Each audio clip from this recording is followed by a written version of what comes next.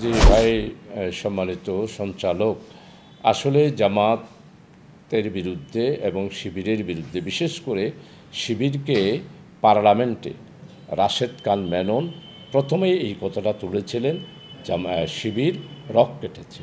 আসলে শিবিরের প্রতিষ্ঠা লগ্ন থেকে আজ পর্যন্ত সারা বাংলাদেশে যদি আপনি তদন্ত করে দেখেন শিবির কোথাও রক কেটেছে তার কোনো প্রমাণ আমার মনে হয় আদালতেও কেউ দিতে পারবে না।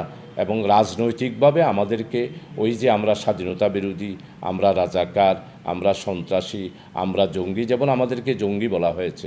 আপনি চিন্তা করে দেখেন যে জঙ্গি আমাদেরকে বানানোর চেষ্টা করা হয়েছে প্রায় দীর্ঘ 18 বছর, কিন্তু আসলে কি কোথাও আমরা জঙ্গি হিসাবে সরকার আমাদেরকে কোথাও একটা মামলা দিয়ে প্রমাণ করতে পেরেছে? একটা অস্ত্রও কি আমাদের পাইছে?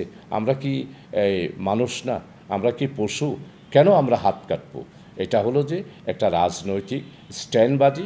রাজনৈতিকভাবে শুধুমাত্র রাশেদ খান মেননেই এই কথাটা, আমি তখন পার্লামেন্টে ছিলাম 1994 সালে, উনি এই সর্বপ্রথম তুলেছিল যে শিবির হাত কাটা। এটা ছিল যে তারা এই দেশে সোশ্যালিজমে বিশ্বাস করে, স্বাধীনতা সার্বভৌমত্বে বিশ্বাস করে না, যারা বাংলাদেশে থেকে চায়নার স্বপ্ন দেখে, তারাই ছাত্র শিবিরের অগ্রযাত্রাকে রুদ্ধ করার জন্যেই শিবিরের উপর এই অপবাদ দিয়েছিল।